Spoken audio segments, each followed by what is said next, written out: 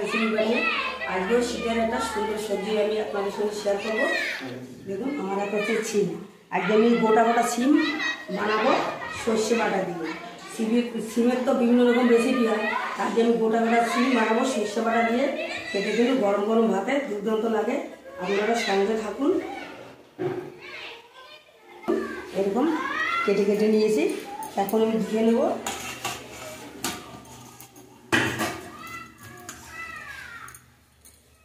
আমার শরীরটা ভালো না, একটু হালকা জ্বর জ্বর হয়েছে, কিন্তু খুব ঠান্ডা লাগছে। সিমগুলো আমি হালকা একটু সিদ্ধ করে নেব, তার জন্য দেখুন গরম জল আমি বসিয়ে দিয়েছি। গরম জলে সিমগুলো দিয়ে দিচ্ছি।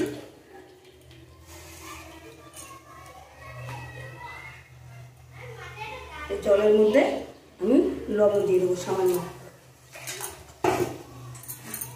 একটু সামান্য ঢাকা দিয়ে দেবো। মিনিট পাঁচেক একটু হালকা সিদ্ধ হবে।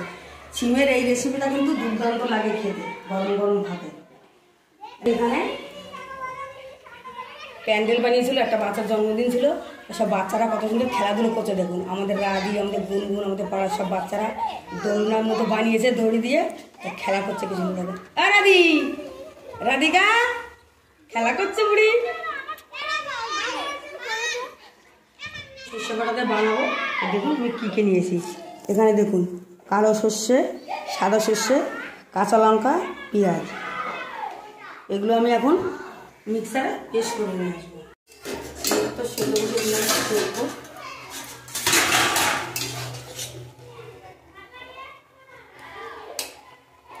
আর 1 মিনিট হলে সিমটা সিদ্ধ হয়ে যাবে। বেশি সিদ্ধ করলে আবার হবে না, মশলার মধ্যে কষাতে হবে। প্রায় হয়ে এসছে, আর 1 মিনিট বাদে 1 মিনিট বাদে নামিয়ে আর ঢাকা দেবো। সিমগুলো সিদ্ধ হয়ে গেছে, এবার সিমটা রান্না করবো। কড়াইতে দিয়ে দেবো সরষের তেল। রান্না করার জন্য ফোড়নে নিয়ে নিয়েছি অল্প কালো জিরে, অল্প সাদা জিরে দিয়ে দেবো।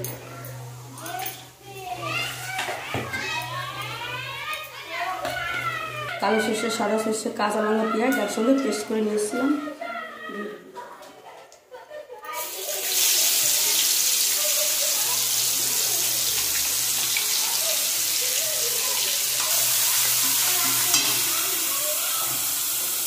এটা দিয়ে জল দিয়ে দেবো।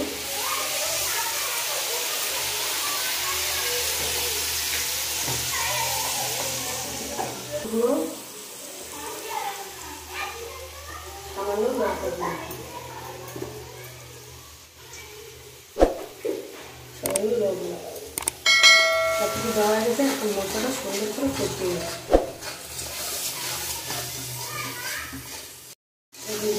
মশলাটা কষিয়ে নিয়েছি, পুরো তেল ছেড়ে দিয়েছে। এখন এর মধ্যে বেশ কিছুটা চিনি, সর্ষে বাটাতে যাই রান্না করুন চিনি দেবেন, খেতে ভালো লাগে। চিনি দিয়ে একটু কষিয়ে নেবে। মশলাটা সুন্দর কষানো হয়ে গেছে, মানে সিদ্ধ করা সিমগুলো দিয়ে দেবো।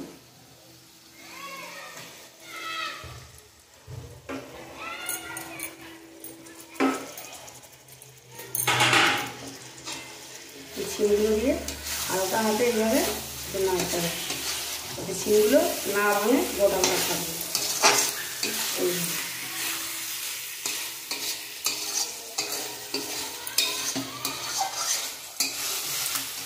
সিমগুলোকে মিনিট পাশে আবার একটু কষিয়ে দেবো। দেখুন সর্ষে বাটা দিয়ে সিমটা রান্না করা হয়ে গেছে। সিমগুলো দেখুন কত সুন্দর গোটা গোটা আছে। এখন গ্যাস অফ করে নামিয়ে নেব। কত সহজে সর্ষে বাটা দিয়ে সিমের ছোট্ট রেসিপি আপনাদের সঙ্গে শেয়ার করলাম। এর মধ্যে আলু অন্য কোনো সবজি দিইনি, কিন্তু সর্ষে বাটা দিয়ে সিমের রেসিপিটা কিন্তু গরম গরম ভাতে দারুণ লাগে খেতে। আপনারা অবশ্যই একবার, এখন শীত, বাজারে প্রচুর সিম রয়েছে বিভিন্ন রকমের, যে কোনো সিম দিয়ে এইভাবে সর্ষে বাটাতে বানিয়ে খেয়ে দেখবেন গরম ভাতে, খেতে কিন্তু খুব ভালো লাগে। তা আজকের ভিডিওটা কেমন লাগলো অবশ্যই কমেন্টে জানাবেন, লাইক শেয়ার করবেন, আর সাবস্ক্রাইব করে এইভাবে আমার পাশে থাকবেন। আজকের মতো ভিডিওটি এখানে শেষ করছি। দেখা হচ্ছে পরের ভিডিও।